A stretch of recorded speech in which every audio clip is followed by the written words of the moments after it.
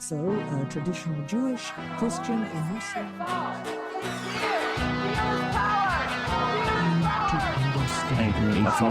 Yeah, you do. There's a fine. You go to jail if you... And a fine. There's both. Oh, good. Both a fine and jail if your phone goes off. That's a bad time. Yeah, it is. You could always ask an angel for help. Oh. If you go to jail. There's a lot of stories of people meeting angels in jail. Makes you wonder about those angels, doesn't it? Right. But we're going to explain more on today's episode of The Holy Watermelon Podcast. Yeah, so I like that. Sure. I feel like we haven't done an episode like this in a minute where we talk about a concept in a whole bunch of religions. Yeah, it has been a minute. So I'm excited. So we're talking about angels. Say it and so. Or if you were a really bad speller in junior high, an angle. I feel like, I must have shared it on our Discord this Christmas of somebody who shared a collection of angles that they brought to their family. Yeah. There was a girl in junior high with me. I won't call her a friend because she wasn't, but fair. This was when everyone was on MSN, so you had everyone's email. Sure. And her email was sweet angle and then some number. I was like, little boy. Mm-hmm. Yeah, spelling's important. Yeah, we all had those cringy emails. Well, it's like most people just cannot spell rogue. Almost every time I see somebody try to say rogue, they spell rouge. Rouge. Now, being a Star Wars fan in a French immersion program growing up, I was not going to make that mistake. Instead, I made all kinds of other mistakes of spelling words the French way in an English context. Well, that's good. But speaking of words, tell us where the word angel comes from. So the word angel, as it's known in English. I said not angle. Angel.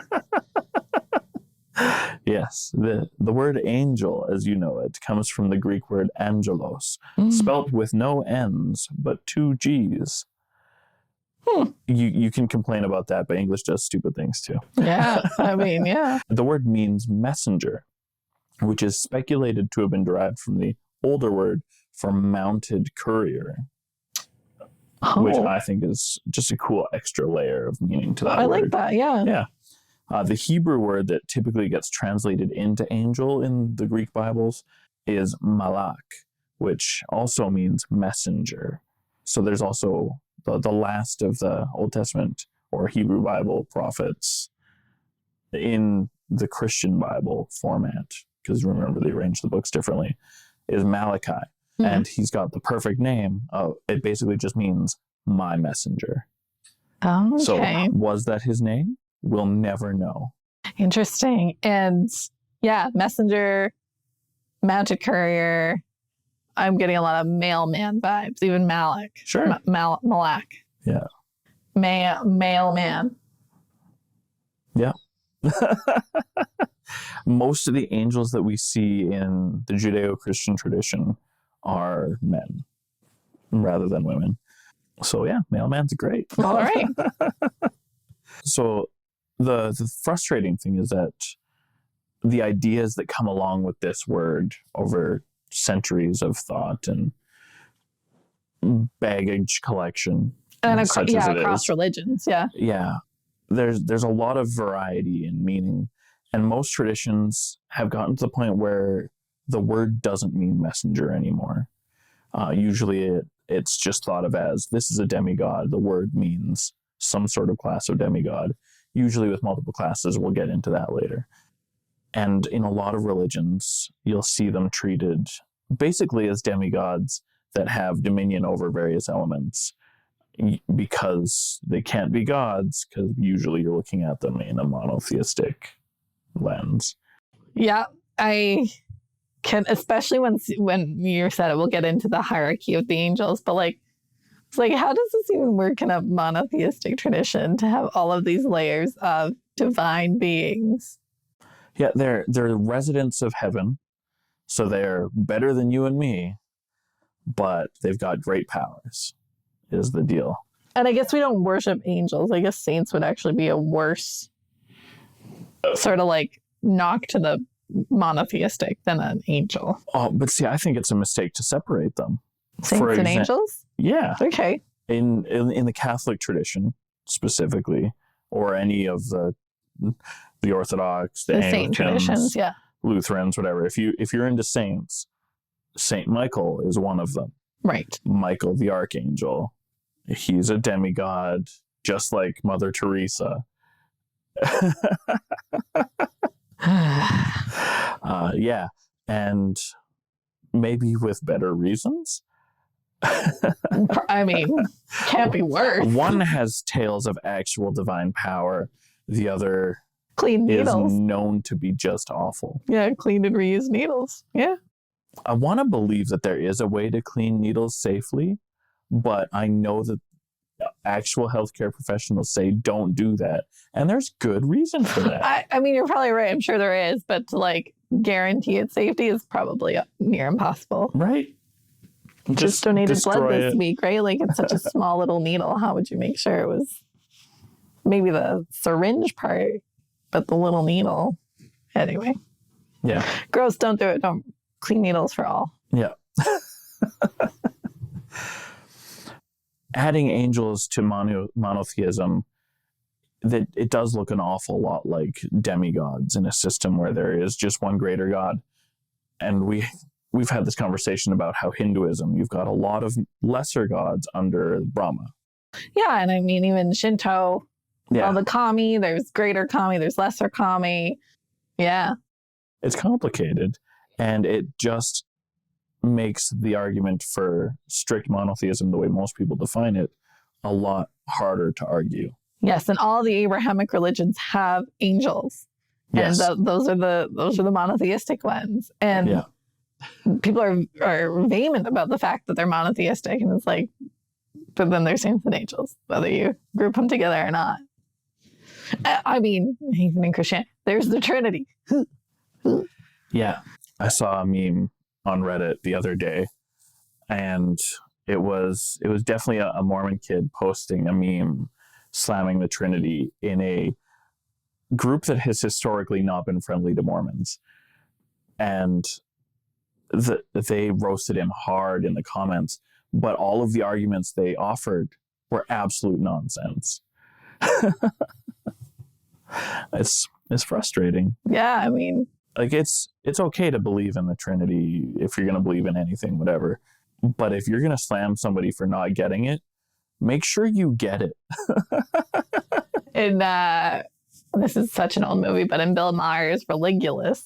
Oh, that's a lot of fun. It is. He asks one guy about the Trinity, and the guy explains it that it's like water. It can be ice, or it can be steam, or it can be water, and that's the Trinity. And the guy was like, or Bill Maher was like, well, that sounds good on paper, but it really doesn't explain it. Right? They're different, but they're the same. Yeah. Anyway, we're digressing a bit, but let's jump into talking about angels in the Hebrew Bible. Yeah, so there's a lot of appearances of angels. It's kind of a recurring theme. Yeah, and not just in the Hebrew Bible, but there are also angels in rabbinic literature and in the Apocrypha as well. Oh, for sure, yeah. The angels are, I would say, a pretty prominent part of this faith. Yeah, and from my research, it feels like there's more angels in the Hebrew Bible than in the Christian Bible. There's definitely more angels named in the Hebrew tradition than there are in the New Testament. The New Testament names Gabriel outright, and then just mentions, oh yeah, and other angels showed up for this event. But I guess also like the whole last half of the Christian Bible is just letters. Yeah. So. Yeah, not a whole lot of narrative storytelling. Right. Yeah. Whereas the Hebrew Bible has got a lot of really great storytelling in it. Right. In the Hebrew Bible, the angels visit many people, including Abraham, Isaac, Jacob, Moses, Joshua, and Hagar. And they're typically used as messengers, like the name implies, but sometimes they appear as warriors and they're supposed to look like regular people without wings. Yeah, it's just dudes. They're just here doing stuff. And not a whole lot of religions love that. They got to have the wings. We talked about this before we record. The biblically accurate angels that are so popularly memed right now. Specifically one type of angel. We'll talk about that later. These angels look like men. Yes, but all the angels with wings don't just have a pair of wings. They have multiple pairs of wings. Well, you got angels with one pair, you got angels with 2 pairs, you got angels with 3 pairs. 4 pairs. And then you've got the horrors. The absolute cosmic horrors. Lovecraftian nonsense with ears and wings and eyes without number. Yeah. There are options. There is some frustrating ambiguity on angels in the Hebrew Bible, obscuring the relationship between Yahweh and the angel. In our Patreon exclusive Bible study, we're not yet to the really interesting. Well, I guess we have covered a few scenes where this has happened for you. Yeah. There's going to be more. Exciting. So the appearance of the angel of the Lord in the Hebrew Bible does have a pattern to it that I think is really interesting, that it does make it hard to tell who we're talking about in the story because of everything that's going on when it happens. The narrator introduces the angel of the Lord, and then this angel feels pretty godlike in the way he shows up. Yep. He does huge miracles, sometimes annihilating a whole army, like in 2 Kings 19. It's pretty epic. Not a thing you'd expect somebody who isn't imbued with godlike power to accomplish. And then the witnesses worship him, which, whether he's the creator or not, you're going to receive a great deal of gratitude for saving a bunch of people from a devastating army. Yeah, in that instance, for sure. And this is a pattern that goes on several times in the scriptures. And I think it's interesting. And it's always treated as though he is the Lord himself, not a messenger. And there's a couple of different explanations for what's going on there. But I think what's very likely happened is that this text tradition that we have simply originally said that the Lord showed up and did this thing. He's called the Lord of Armies. That's one of his titles, kind of a big deal. He was a god of war as far as the neighbors were concerned, and fairly so, since they often lost to the Israelites. And then later editors, I think, decided that their God wouldn't do this thing himself. He's too far beyond us, so he would send an angel to do it. And so they added this angel of the Lord. Yeah. Interesting. That's my hypothesis. Pretty hard to prove what an ancient editorial process would have been without variants in the text that back me. Right. The Jewish scripture also introduces 4 angels that will become the Christian archangels that surround God's throne. So Michael shows up in the biblical book of Daniel as the victor in a battle between nations. The name means who is like God. Most prefer to read that as a question. Yeah. Who is like God? As a challenge. God is the greatest, which is a weird name. The Latter-day Saint tradition says that this name was given to Adam because he was like God. Interesting. Yeah. Not terribly popular in the broader Christian community. Gabriel also shows up in Daniel more as a messenger than as a conqueror. The name indicates the power of God, usually as a bearer.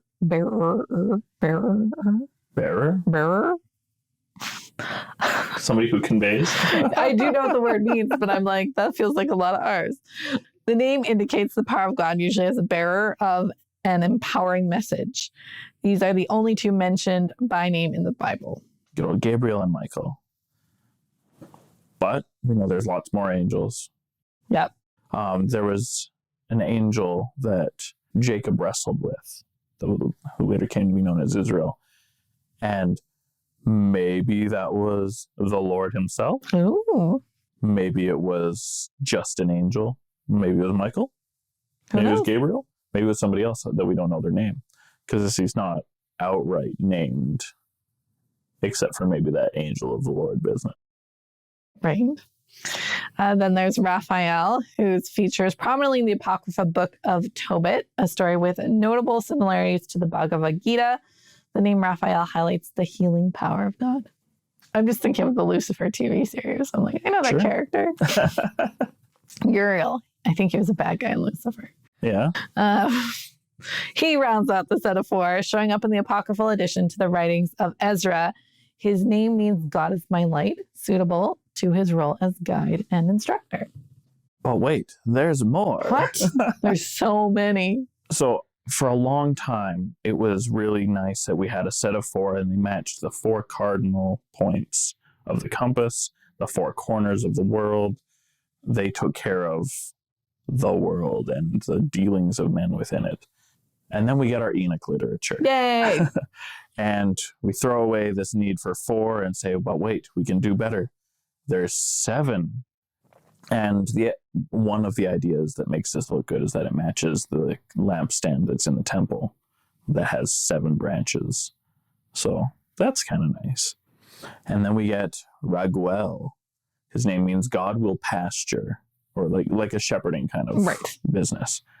He's connected with justice. He's supposed to watch the damned to make sure they stay within their bounds, which is kind of weird. Like, I guess without him, demons would just absolutely ruin this planet.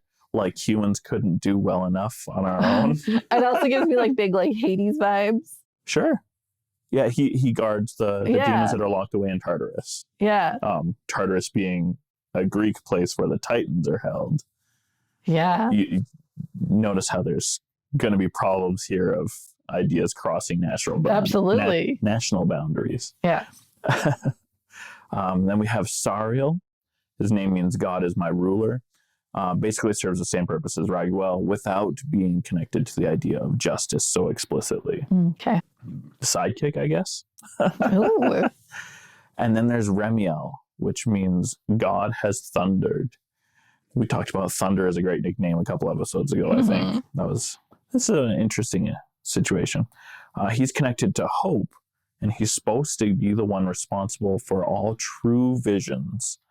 And he is also a bit of a psychopomp, that he would be the guide that takes you to heaven if that is your destination. Yeah, kind of interesting.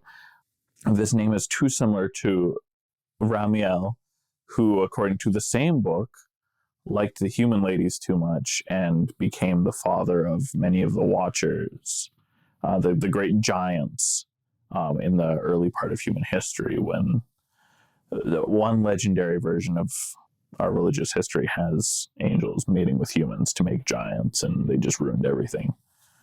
So there's Remiel and Ramiel. Yeah. It's very confusing. Especially when we're talking about a language that was originally written with no Vowels, real differentiation between vowels. The vowel marks we have today are pretty new. So it's just a tradition. And so the confusion that exists today is certainly an old confusion. Okay. And then, of course, there's lots of other angels that are named in the apocryphal literature. And some of them get multiple names, including some of the ones we've talked about. They're also known by other names sometimes. And the great thing about having a list of your favorite angels is you can swap them out sometimes and just say, no, this dude wrote this list. I don't like that one. I'm going to pop in my guy over here. All just right. because. Did you ever watch Dogma? No. We need to fix that. Okay. Movie night? Absolutely. Okay. Dogma is an absolute treasure. Part of Kevin Smith's Jay and Silent Bob saga. Okay. Yeah. But this features Alanis Morissette as God and Alan Rickman as the Metatron. And, why can't I think of the names right now? Ben Affleck and Matt Damon are fallen angels. Oh, wow. It's ridiculous, isn't it? It is so much fun. But the Metatron is just this really weird figure in religious angelology, I guess. It never made any sense to me ever. And my first exposure to it was Alan Rickman. But it is in actual religion, the Metatron. Okay. Yeah. Everything that you see in Dogma is taken from real religious ideas. And then twisted for humor, which is great. Except for, I don't I haven't found yet any validation for the Golgothan poop demon. Okay. But the ideas behind it are validated in many religious ideas. So Okay. there's that. But so this Metatron, according to Kabbalist sources, is the name of Enoch after his transformation into an angel when he was promoted to the great office of heavenly scribe. So he would be the one who writes down the book of life for God, which is completely different than the job that he has in Dogma, where he speaks for God, because if you were to hear the voice of God, your head would explode and you would die. A lot of religions actually really buy into this idea, even though it absolutely contradicts what we have in the biblical text. Yeah, because God talks to a lot of people. Yeah. Well, so the idea that a lot of people have bought into is, well, yeah, it says God talked to them, but he talked to them through the Metatron. It's a stretch that I don't love. The name, I think, is really interesting for the Metatron. And people are going to argue about it for forever, probably, because we still haven't come to a solid conclusion on it. Some say that it's the Hebrew word for some sort of keeper. Others say that it comes from the Greek construction of Metatron. So that we have the guy in the chair beside the chair. Remember, we've talked about the very obvious and well-documented polytheistic origins of the Israeli religion. Yahweh is the son of El. There was never only one throne. So the guy in the chair beside the chair, beside the chair, beside the chair. Who knows how many chairs there are, whatever. I mean, a lot. There's a lot. Right. Well, in the theology that is evident a little bit in the book of Job, there is a council of God. I mean, because even they talk about Michael being the right hand of God, but Jesus is also the right hand of God. Yeah. So they're going to wrestle over that. Well, so that's something that the Jehovah's Witnesses think they've fixed. They say Jesus is Michael. Perfect. Yeah. Wrap it up. Rather than admitting that the Bible is very clear that Jesus is Jehovah. Every time you try to come up with a really good, tight little bow to simplify things, you can. There's a really good chance you're screwing it up. Yep. Because it's religion. Yeah. All Nothing's right. ever as simple as you want it to be. So I just threw this wrench in our notes. Yeah. Because I started explaining the angelology of the Hebrew Bible. And then I realized everyone has angelology. And it'd just be there to explain what that is right now. Yeah. So angelology is the ranking system of angels. That's how many angels there are. So. And it's never as simple as you want it to be. No, it's like I saw a ranking and then I saw different rankings and then I saw different rankings. So I don't think we've included any rankings in here. Just to keep it simple, stick with the basics. You can, if you're curious on how angels are ranked, pick your favorite scholar and go for it. Yeah. So in the Abrahamic religions, Islam has no standardized hierarchy, but scholars divide up the angels into different groups. Depending on the scholar, this can be anywhere from 8 to 14 different groups. So while they're all on par, there's different species of angels, categories. I think species is a fair classification, I guess. We'll talk about some angels that definitely feel like they would be different species from others. Right. So then there are different types of angels that appear in Judaism and then therefore Christianity. And they have been ranked a variety of different ways, depending on which rabbi or Kabbalist you're reading. Yay, complicated. Very complicated. The Hebrew Bible differentiates between different kinds of heavenly beings as well. And they're all called angels, generally speaking. But sometimes you'll get other great titles like seraphs or seraphim. I think the best way to compare this is that there's dogs and then there's dog breeds. There's angels and there's types of angels. Sure. Yeah. They're all dogs. They're all angels. They got special features. Sure. I don't know if it's a perfect analogy, but it definitely helps with explaining what's going on here. That they're all angels, but there's cherubs and seraphs, and so my whole life, I've never heard people say cherubs, but that's definitely the way the word is spelled. Interesting. Yeah. In Hebrew? Yeah. Okay. And even when we spelt it CH, it was meant to be like the CH in Loch Ness. We've gotten used to doing all the CHs as ch, so we went with cherubs. I'm going to start calling them cherubs at Christmas. Absolutely. All right. Even though a cherub is a thing you eat, that's fine. Sorry, go through your types of angels. So cherubs are best known for being painted in Rome as children. That's just the deal. But it was one of these who protected the tree of life with a flaming sword in Genesis. Wow. Pretty badass. We see cherubs on the Ark of the Covenant with their wings and all of that. Ezekiel gives them more wings than everybody else, but Ezekiel was getting maybe a little too much of that temple oil that we now know for sure had hallucinogens in it. Nice. How many wings? Was this the 3 and 4 pairs?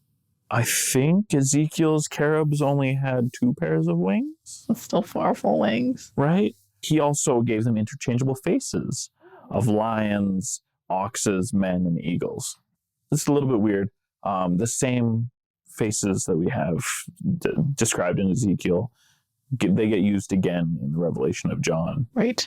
So the name cherub, hard to know for sure. It may have been derived from an old Assyrian word, caribou, meaning mighty. Interesting. Yeah. Is that where we get caribou? No, entirely different. Okay. Well, because those are pretty mighty creatures. Yeah. Majestic. To haul Santa's fat ass across the sky every Christmas. Tell me more about seraphs.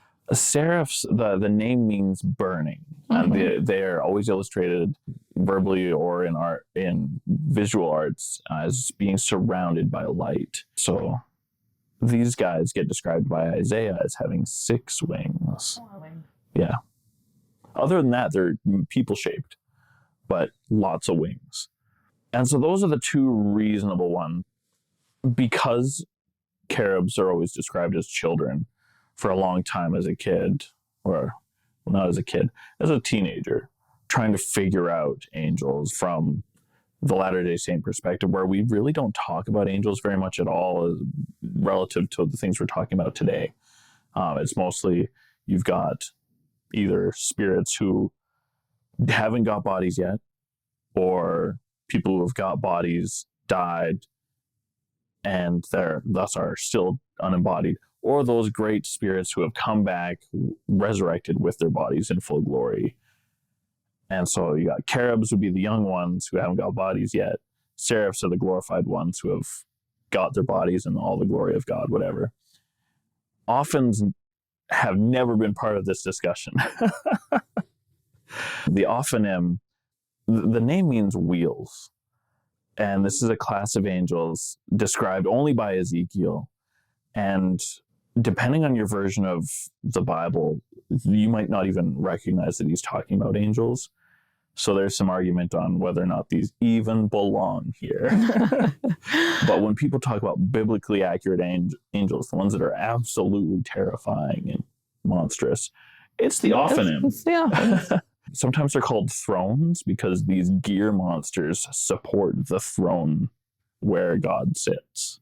And that's their deal. They don't visit Earth. They're not messengers. Good.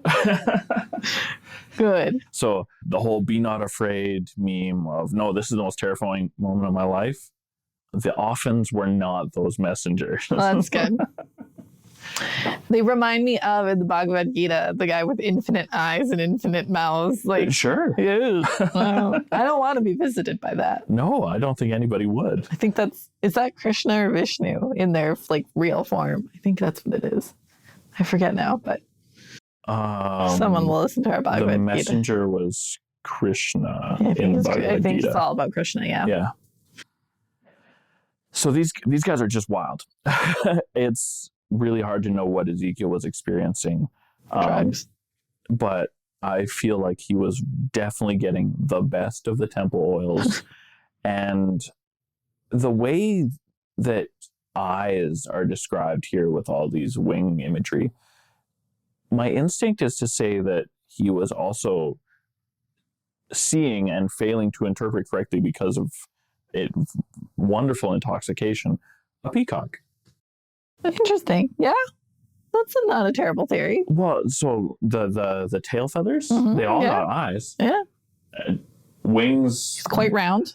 And might be hard to see where one wing ends and the next thing might be a wing if you're high, especially.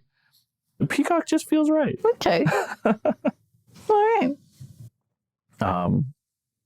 But yeah, so they are not visitors to Earth. They're not messengers. They're their own special thing, built out of wheels and gears and eyeballs and feathers that support, apparently, according to Ezekiel's vision, and some creative license and interpretation, the throne of God. All right.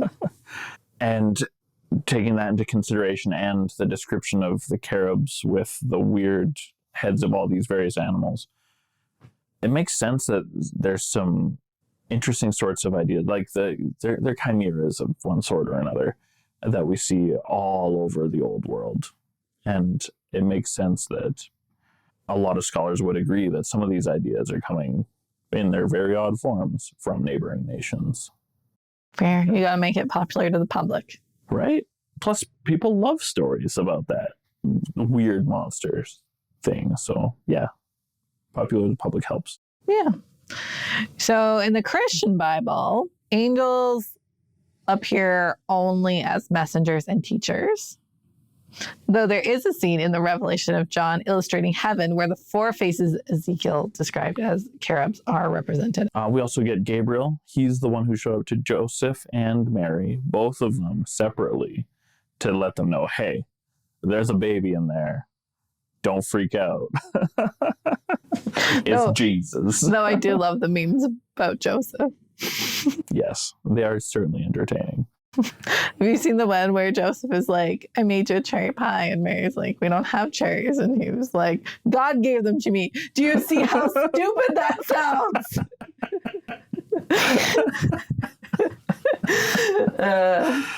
And Yeah, then I think I've seen that. Then the stepdad one. I've seen a couple I'm the stepdad dad ones. that stepped up. Oh, yeah. Um, I feel weird about Joseph being left out of the story after the nativity.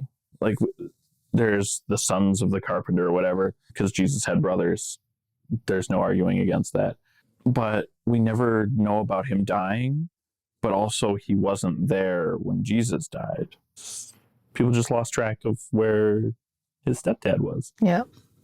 Angels who go undescribed appear at a few crucial points of the end of the Jesus story, presumably in regular human form. No wings.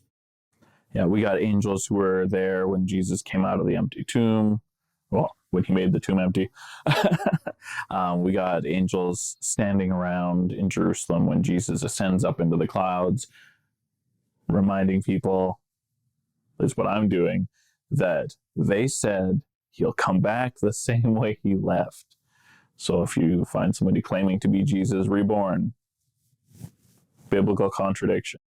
Ugh. And then we have more angels in medieval writings.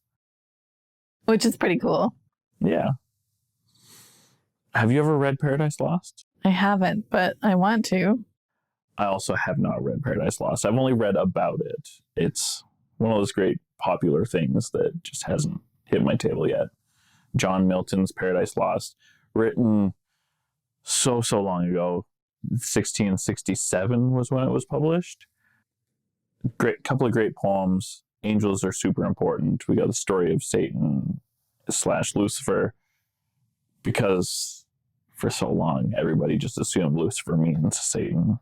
Yeah, so the two we're going to talk about, tell me if I'm wrong, and maybe we don't know because we haven't read it. I think this is where the connection of Lucifer in the Bible is to the devil, because Lucifer in the Bible is not the devil. Right. Lucifer in the Bible is not ever the devil. So this must be where. I feel like that's got to And be even the in case. Dante as well. But Yeah, I've talked with a couple of doctors of theology in my time at university, and there's not any solid consensus on whether Dante Alighieri, who wrote the Divine Comedy, was super influential on Christian theology, or if he was writing about things that he'd been learning in church. There's not a strong consensus there by the sounds of it, but very fascinating stuff. Not that Dante agrees with all of the thoughts on angels, but his thoughts are very well preserved. Sorry, we are jumping ahead a little bit, but Paradise Lost is an epic poem. And yes, it talks about Satan, Lucifer. It also talks about Adam and Eve in a separate part. It outlines the hierarchy of angels. It talks about Lucifer, Satan's rebellion, the war in heaven, and what fallen angels are. Which I read that there's parts of this all pulled from like the Dead Sea Scrolls. So there is a... Well, the Dead Sea Scrolls weren't available when Paradise Lost was written. Interesting. Remember, we talked about Dead Sea Scrolls. It's been like 70 years. It had biblical or apocryphal references. Yeah. Yeah, there's definitely a lot of rabbinical literature that would have been some good source material for writing like this. There is no fallen angels in the Bible as far. There is a couple of passages that allude to huge swaths of angels being cast out of heaven before the foundation of the world. What that looks like is the matter of many hypotheses. So we started talking about the Divine Comedy. It's even older. Yeah, and most people are familiar with Dante's Inferno, which is one of the three parts. Dante's Inferno is great drama because it's the first part of a trilogy. And so if you're going to get tired and quit, at least you'll have read some of Inferno. But it's also the great part where Dante gets to slam on all the thinkers and popes that he didn't like and say, you guys are in hell. I know, because I'm the dude who wrote the book. So this is also written in a poem format, and he wrote it between 1308 and 1321, and it describes the afterlife. Obviously, the Inferno is the hell part, and Paradiso is the part that describes heaven. And then there's the part in between, Purgatorio. Yes. For Purgatory. So Paradiso describes the 9 spheres of heaven. There's the, 7 circles of hell? 9 circles of hell? Anyway, Inferno describes the circles of hell. I don't remember how many. And Paradiso describes the 9 spheres of heaven. In the 9th sphere, I'm reading the notes wrong. The 9th sphere of heaven is where the angels reside. It's called Prima Mobile. There's one more sphere where God resides. So according to Dante, angels are beings that are most familiar to God, and they are made of an immaterial substance. Now, what sort of substance is immaterial, Katie? But light is matter as well. Light is a particle and a wave. It's like when people say that God exists outside of time and space. I'm rereading his Dark Materials. They're probably made of dust. Sure.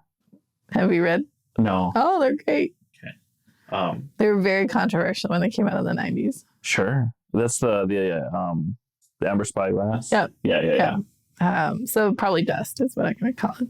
Sure. But dust is matter too. No, in the book, it's a divine matter, but they call it dust, capital D dust. Okay. When I think of immaterial substance, it sounds like they're just holograms, but I am always reminded of, I think it was Neil deGrasse Tyson, who said, if your God exists outside of time and space, that's how you describe a thing that does not exist. So like tug on the collar. It's a really popular description for a lot of Christians and people of other traditions as well. And I don't see the need to describe God as outside of time and space, especially when it causes you the problem of now you've described something that doesn't exist. Maybe out of time, but definitely not out of space. Even outside of time doesn't make any sense to me. I guess time would be irrelevant for God, I guess is my point. Right. Yeah. And if you live long enough, time might not matter, but you still exist in a state where there's a an linear event and things before and after that. Now we're getting into the multiverse, and Yeah. it's all great in theory, but very confusing in practice. Yeah. So you touch briefly on angels in Islam because of their non-hierarchy but groupings. In Islam, they believe they are heavenly beings originating directly from God, like little God offspring. Yeah. But usually in the creation sense, like molded, because in the Islamic tradition, the Quran is very clear that God does not have children. The Quran's also very clear he had 3 daughters. What a holy book that contradicts itself. Say it ain't so. Call me shocked. It's tricky. But they would have been angels, not gods. Even though they were definitely figures that were recognized as goddesses among the heathens. It's fine. So the Quran is the number one Islamic source referring to angels. But there's also angels in the hadiths and elsewhere in Islamic literature. Wow. I mean, the whole thing wouldn't have happened if not for an angel, at least allegedly appearing to Muhammad. Good old Gabriel, the same figure that we called Gabriel earlier in this episode. They are messengers, servants for God, and Gabriel is the greatest messenger. I don't remember hearing anything about Michael in looking up things in Islam. They have sort of the one-to-one comparison I put in the notes. Yeah. But I don't know where they appear in the Quran. So, like in Judaism, angels are super great for protecting against terrible things. Angels are attracted to sacred places. The whole guardian thing makes sense. And every now and then you'll find them protecting people. Was it an angel will not enter an unclean place? This is pretty typical of most religions, that an angel that is supposed to be so good and pure, not going to go to places that could be called haram, or go near a dog even, because that's dirty. My dog was an angel, so many are. I disagree with that. Maybe they're more powerful angels, and so other angels are scared to come by. There are many classes of angels. Or maybe Paige was just a jinn. Oh, wow. That's probably more accurate. Anyway. Angels are in Islam are believed to be older than humans and the jinn that Preston mentioned. And they have no human desires. They don't tire. They don't get hungry. They're never angry. So they're often described this way in Jewish literature. And the trouble that I have with this idea is that they saw in most versions of early Judeo-Christian Abrahamic origins of the world, they saw the daughters of men and said, that's a really good place to play hide the sausage. And that's not an angel that doesn't have passions. Right? Oh, well. Muslims do not believe in the concept of the fallen angel like in Christianity. Rather, they believe that angels are infallible. Right. And the Iblis isn't a fallen angel, but a terrible jinn, I'm pretty sure, if I remember correctly. So they, as Preston sort of asked, Islam shares 3 out of the 4 archangels with Christianity. So we have Jibril, who's Gabriel, Michael, who's Michael, Israfil, who's Raphael, and then the 4th one is Azrael, or Azrael is the English name, but that's not Uriel. So right, those are their archangels. And Azrael would be a little bit more familiar with the angel of death, called sometimes Malak Hamot. There's another name that I can't remember right. Samael, I think. Mm-hmm. I might be confusing it with another angel. I'm going to have to look that up later. I mean, that sounds correct as someone who watched the entire series of Lucifer, okay, but that's my only frame of reference right now. That's terrible. Popular culture is a great tool for education, as long as it's well written. So the Quran describes angels as well-formed human beings, nice build, sure, made of pure light, and they have multiple pairs of wings. So I read 2, 3, 4 pairs of wings. Right. So we get very similar descriptions for the jinn. Mm-hmm. But the jinn are newer and a lot more selfish and a lot more likely to do sexy things than the angels in this tradition. And then we can change gears a little bit to Zoroastrianism. Mm-hmm. And I think a lot of the ideas of angels that we get in Judaism probably find a much more comfortable home in Zoroastrianism. The writings of Ezekiel are generally thought to have come post-exile, and so this influence would have been definitely a part of this deal, if that is how that worked out. So there, in Persian Zoroastrian tradition, there are several forms of yazata. I like that word. I do too. Any word that has a bunch of syllables and the same vowel every time, I don't know why, it gets me just right. Okay. Like Canada. How patriotic you are. Right? Rococo. Rococo? Rococo. That first was a little soft, but I can appreciate it. It's a great art movement. So anyway, the yazata are a class of beings defined nominally as worthy of worship, gods in the simplest sense. This is complicated by the fact that we still don't have a good definition of what is a god that everybody can agree on. If it is worshipped, it is a god. That's the deal. Yeah. That's for today's discussion. I feel like that's pretty fair. So this same word, yazata, is applied to all the really good things, including some plants and even prayer formats. So because of that, I feel like a really fair way to translate that into English instead of worthy of worship would be anything that is holy. Holy, sacred, yeah. Yeah. And like the most holy one would be your most high God, which in this case would be Ahura Mazda, the greatest of the yazata. So in the earliest writings, yazata is anything good. And in slightly later early writings, the yazatas are completely and absolutely divine. And so it quickly went from holy things as opposed to profane things to holy things as in the gods and God-adjacent things in a religion that's mostly monotheistic, but isn't quite either. Tricky business. We've talked about this in our Zoroastrian episode. Yep. The legend of Persian Zorro. Yeah, tricky business. So the most popular yazatas received a formal ranking relatively late in the Zoroastrian time frame. In about the 4th or 5th century BCE, a calendar was instituted that used the names of the angelic yazatas to name the months, the days, and even the portions of the days. There's 5 parts of the day. Right. I remember and this. Each of them are named for various yazata angel figures. Right.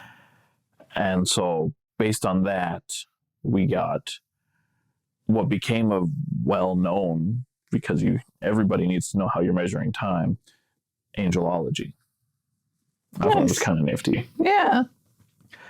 So for the Mazdaists, the 7 Amesha Spenta, we've talked about them before. We did. They're roughly equivalent to archangels. And so it feels like maybe the shift from 4 to 7 might have been influenced from this time of exile with the Babylonians. Yeah, I mean, this is all happening in the same place at the same time in the world, so. Yeah. And so Ahura Mazda is often described as the father of the Amesha Spenta, but it's generally not taken literally, just like the Muslims say that Allah is the creator of these angels, not the father. Though there was one, Amesha Spenta, that is described as his daughter. Do you remember that? Well, they're all described as his children. No, there was one specifically that was like, it's his daughter. This one is definitely his daughter. Yeah.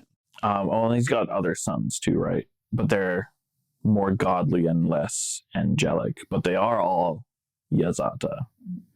Not that it's not confusing. I haven't said this in a long time.